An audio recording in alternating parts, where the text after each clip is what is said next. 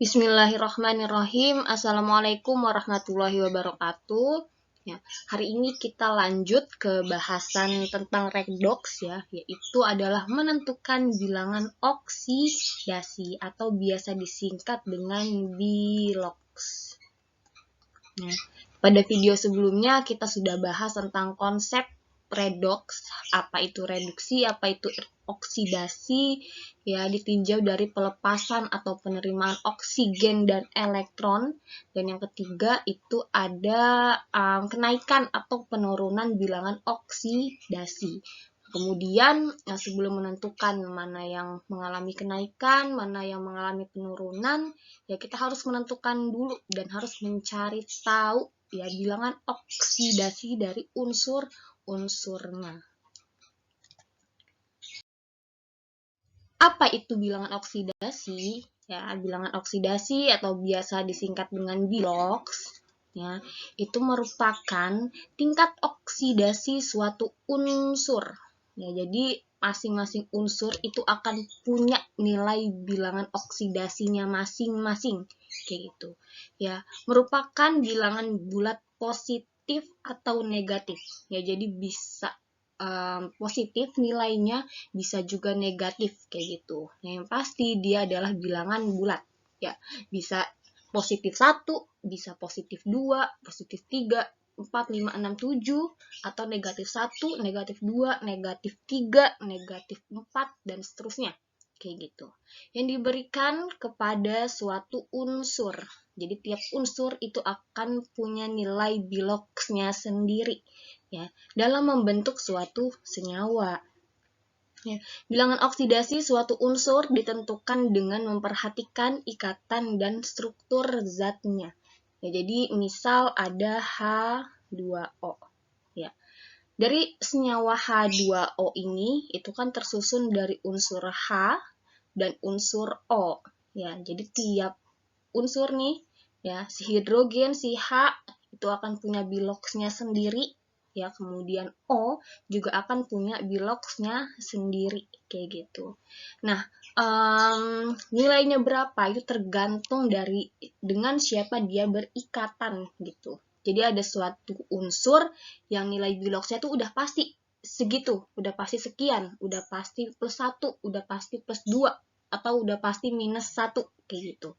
Tapi ada juga beberapa unsur, ada banyak ya, banyak unsur yang punya biloxnya tuh banyak gitu. Misal Mn, mangan, dia punya bilox kadang plus 2, kadang plus 4 gitu. Jadi dilihat dengan siapa dia berikatan, dengan unsur apa dia berikatan gitu. Jadi dilihat jenis ikatan dan struktur dari zatnya itu sendiri gitu. Nah, kemudian gimana sih Bu cara menghitungnya? Nah,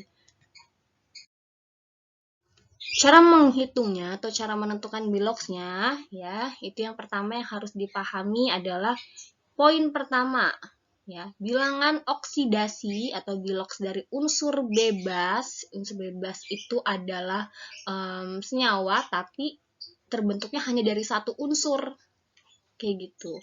Ya, itu disebutnya dengan unsur bebas. Misal ya, misal Cl2, N2, atau natrium aja, atau logam magnesium aja, udah. Ya, ini kan unsurnya berdiri sendiri, cuma ada Cl aja, cuma ada natrium aja, cuma ada nitrogen aja, cuma ada magnesium aja. Ya udah. Ya, ini disebutnya dengan unsur bebas. Kalau unsur bebas, nilai biloxnya itu sudah pasti 0. 0 ya. Jadi ingat, unsur bebas itu 0. Unsur bebas adalah senyawa yang tersusun dari unsur itu sendiri. Jadi nggak berikatan dengan banyak unsur. Ya, cuma ada satu jenis unsur aja.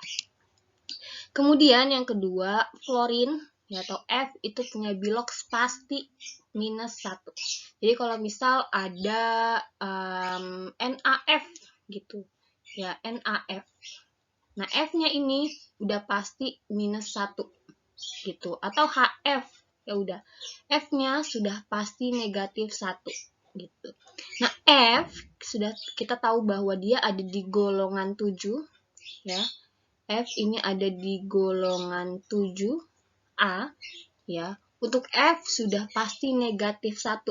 Nah, tapi untuk golongan 7A yang lain seperti Cl, Br, I, ya, At, itu rata-rata juga sama. Rata-rata negatif 1, tapi enggak semuanya. Jadi nanti dilihat dengan siapa dia berikatan. Ya, rata-rata negatif 1 ya untuk teman-temannya yang lain nih di golongan 7. Ya, tapi ada beberapa senyawa yang enggak negatif 1. Tapi untuk F khusus spesial ya dia sudah pasti negatif 1.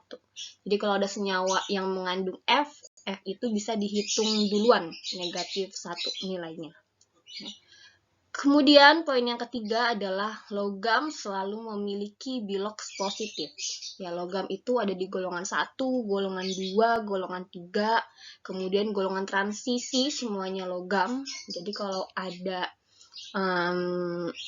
unsur-unsur tadi ya dari golongan 1, 2, 3 atau transisi dia sudah pasti positif. Atau yang logam-logam ya sudah pasti positif. Ya, kemudian untuk logam dari golongan 1A ya yang isinya ada natrium, halina kawin rubi CS frustasi ya.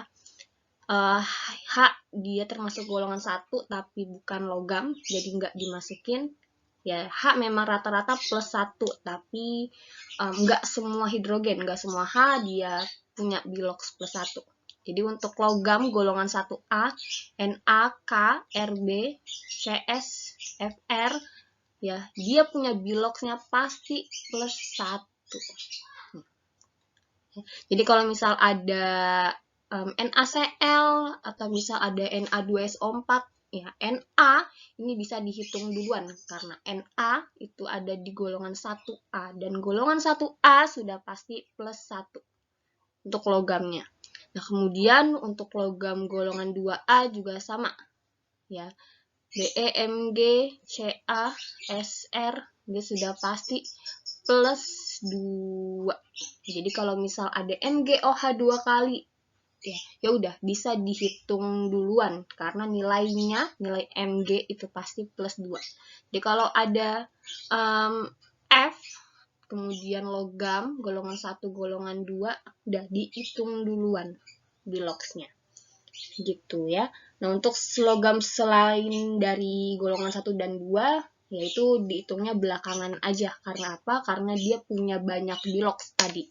Contohnya mangan, Mn. Dia bisa punya plus 2, bisa punya plus 4.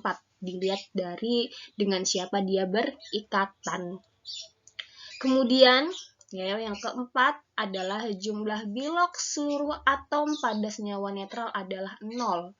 Ya, senyawa kalau misal senyawanya netral, nilainya adalah 0 totalnya. Ya. Contoh misal ada NaCl. Jadi Na itu kan merupakan golongan 1A nih ya. Dia pasti biloksnya plus 1. Ya udah, kalau misal dihasilin antara biloks Na dan Cl, ya karena NaCl tidak bermuatan tuh maksudnya tidak ada tanda plus atau negatif di ujung atasnya. Ya, kalau misal contohnya SO4 2-, berarti ini bermuatan nih, muatannya 2-. Tapi kalau NaCl tidak ada apa-apa di sini, tidak ada keterangan apa-apa. Ya udah, berarti dia masuknya ke senyawa netral. Jadi total biloksnya kalau dijumlahin itu pasti 0. Nah, Cl-nya berarti udah plus 1. Plus 1 ditambah berapa nih? Yang hasilnya adalah 0. Jadi Cl-nya itu minus 1. Gitu. Maksudnya adalah ini ya. Jadi kalau dia netral, tidak bermuatan, ya sama dengannya atau total dari keseluruhan biloksnya itu 0. Kemudian yang kelima, ya, jumlah aljabar bilangan oksidasi seluruh atom-atom dalam suatu ion adalah sama dengan muatan ion tersebut. Ya, jadi kalau ada ionnya, ya ion itu bisa tersusun dari unsur, bisa juga senyawa. Kalau unsur misal Na plus aja, ya udah. Berarti biloks dari Na adalah nih muatannya itu sendiri, yaitu plus 1. Atau misal ada Mg 2 plus. Ya udah, berarti bilox Mg adalah plus 2. Atau misal ada O2 min. Ya udah, bilox dari O adalah min 2. Kayak gitu. Itu kalau misal dia unsur. Ya, tapi kalau dia unsurnya bebas sendiri, nggak ada muatan, poin pertama ya, nilainya adalah 0. Tapi kalau dia bermuatan, totalnya adalah muatannya itu sendiri. Ya. Kemudian ada SO4 contohnya. Nah, SO4 ada 2 minnya. Ini SO4 2 min. Ya berarti ini kan ada gabungan S dan O, ada ionnya. Ya berarti bilox S dihitung berapa, kemudian bilox O dihitung berapa, kemudian hasilnya itu bukan 0 lagi, tapi apa? Tapi minus 2. Gitu. Sini ya. Kalau misal dia netral berarti hasilnya adalah 0. Kalau dia bermuatan, hasilnya adalah muatannya itu sendiri. Ya. Ini sama dengannya minus 2. Kemudian rata-rata bilox dari H itu 1 plus 1 ya. Plus 1, tapi nggak semua. Ya, tapi rata-rata bilox dari hidrogen adalah plus 1. Ya, kecuali kecuali hidrogennya itu berikatan sama nih golongan 1 atau golongan 2. Ya, golongan 1 misal ketemu golongan 1 ya, NaH. NaH kita tahu bahwa Na itu di golongan 1 juga sama, ya golongan 1 terus logam lagi nih. Ya kalau golongan 1 kemudian logam ya udah dia pasti plus 1 kan ya. Ya plus 1. Nah, kemudian karena dia tidak bermuatan, ya netral, totalnya pasti 0. Nah, berarti H-nya biar 0, di sininya kan H-nya minus 1 berarti ya. Plus 1 ditambah minus 1, 0. Jadi bilox dari H ketika dia berikatan dengan logam dari golongan 1 dan 2, dia berikatan dengan logam yang lain juga ya, dia akan membentuk bilox yang negatif. Ya karena apa? Karena logam sudah pasti positif. Jadi hidrogennya nih yang ngalah gitu. Bisa ya? Jadi H itu umumnya plus 1, kecuali H-nya berikatan dengan logam. Kemudian yang terakhir, bilox O umumnya itu minus 2. Ini minus ya. Kalau H itu plus 1, O itu minus 2.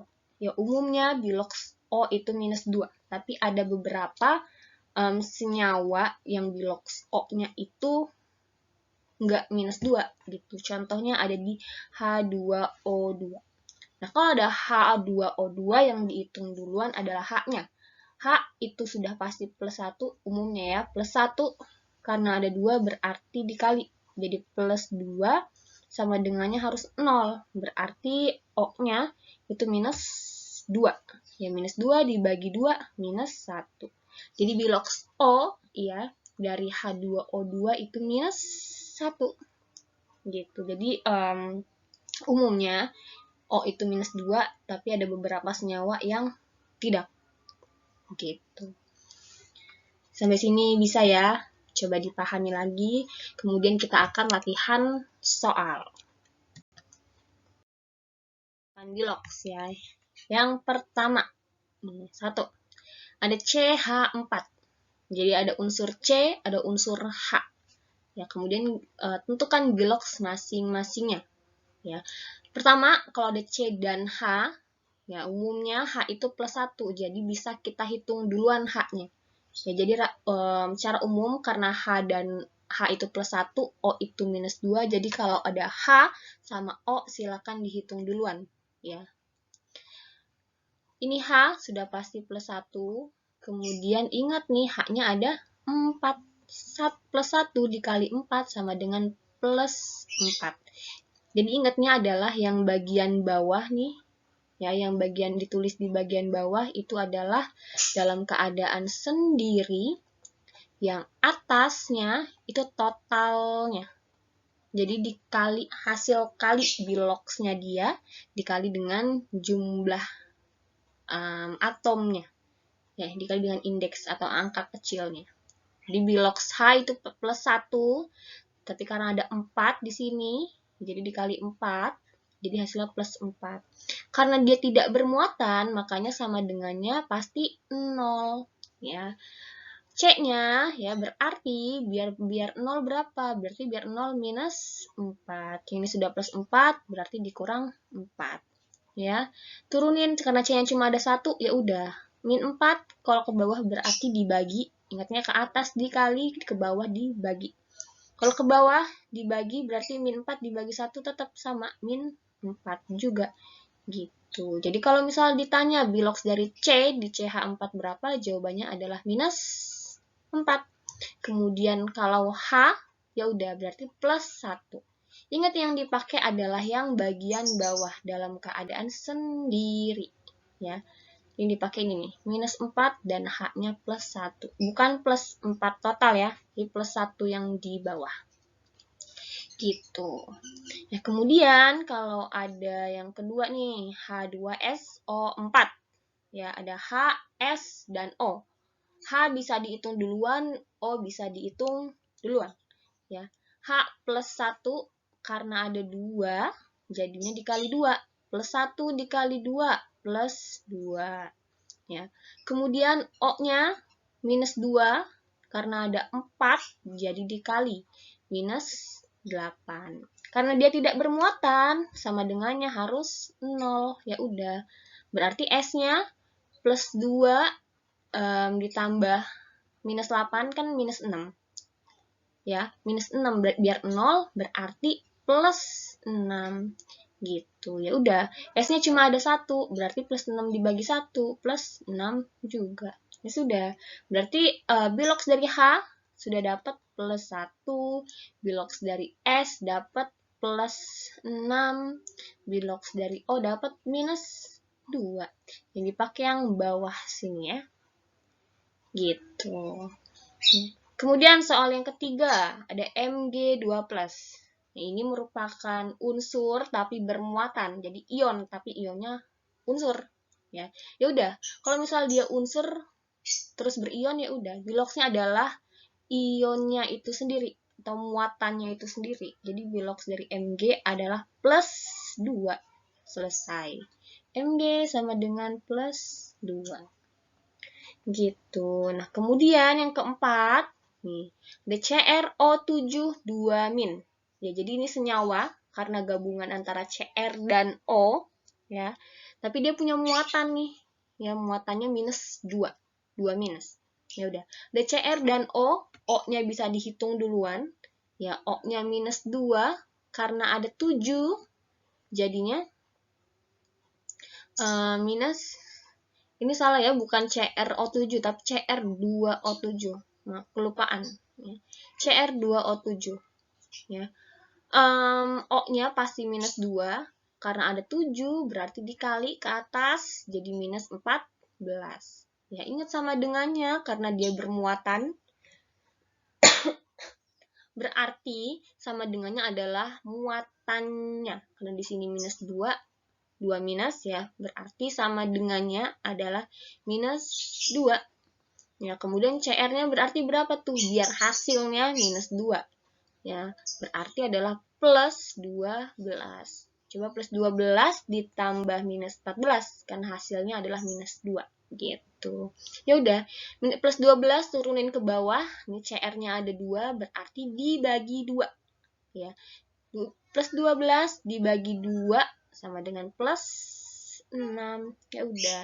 Berarti bilox dari Cr adalah plus 6, bilox dari O adalah minus 2. Gitu. Bisa ya. Kemudian soal kelima, kalau ada Cl2, ingat nih Cl cuma ada Cl aja. Ya, berarti dia unsur, terus nggak bermuatan. Berarti dia unsur bebas, tidak bermuatan. Biloxnya adalah 0. Jadi bilox Cl adalah 0. Kemudian yang terakhir, ya ini ada Al2SO4 3 kali. Ya, kalau seperti ini bisa banyak cara sebetulnya. Salah satunya adalah pertama kita bisa pecah dulu, ya. Berarti ini kalau dipecah jadinya Al-nya jadi 3 plus Ya, kemudian ada di sini SO4. Nih, SO4. Muatannya adalah nih 2 minus. Nah, ya udah. Berarti kalau udah dapat nih Al3+, berarti biloxnya adalah plus 3. Karena Al itu kan unsur, tapi dia bermuatan. Jadi biloxnya adalah muatannya itu sendiri. Ya. Dan kalau udah ada SO4 2 min, ya udah. O-nya dihitung minus 2. Ya, dikali 4 jadinya minus 8. Ya, sama dengannya berarti muatannya. Sama dengannya harus minus 2. Berarti S-nya berapa nih biar hasilnya minus 2? Berarti kan plus 6. Ya udah, S-nya cuma ada 1, turunin plus 6. Jadi bilox dari Al adalah plus 3, S-nya itu plus 6, O-nya adalah minus 2. Gitu. Atau bisa juga cara manual biasa ya, kayak tadi. Al 2SO4 3 kali. Ya. Al itu golongan 3, logam pasti positif. Karena dia golongan 3 berarti plus 3. Ya. Dikali 2, ini ada karena ada 2 naikin, jadi plus 6. Ya. Kemudian ada S dan O yang dihitung duluan berarti O. Ya, minus 2, tapi karena ada 4 di sini naikin, ya, jadinya min 2 dikali 4, min 8, tapi di sini ada 3 kali, berarti min 8 dikali 3 lagi, ya, jadinya minus 24, ya. Kemudian sama dengannya pasti 0, ya udah, tinggal dicari bilox dari S-nya. Ya, plus 6 ditambah berapa, ditambah minus 24 yang hasilnya 0. Ya, berarti plus 6 minus 24 itu berarti minus 18 ya. Jadi di sini S-nya plus 18. Gitu. Nah, turunin ke bawah, S-nya kita cek di sini. S-nya ada 3. Jadi 3 ini tutup kurung nunjukin jumlah O iya, jumlah S juga. Jadi S-nya ada 3. Ya udah, 18 dibagi 3 plus 6. Sama kan ya? Hasilnya plus 3, S-nya plus 6, O-nya minus 2.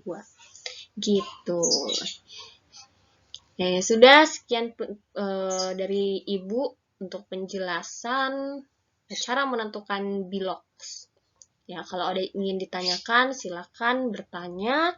Ya, setelah itu silakan latihan ya. Latihan di buku tulis masing-masing. Kurang lebihnya mohon maaf. Wassalamualaikum warahmatullahi wabarakatuh.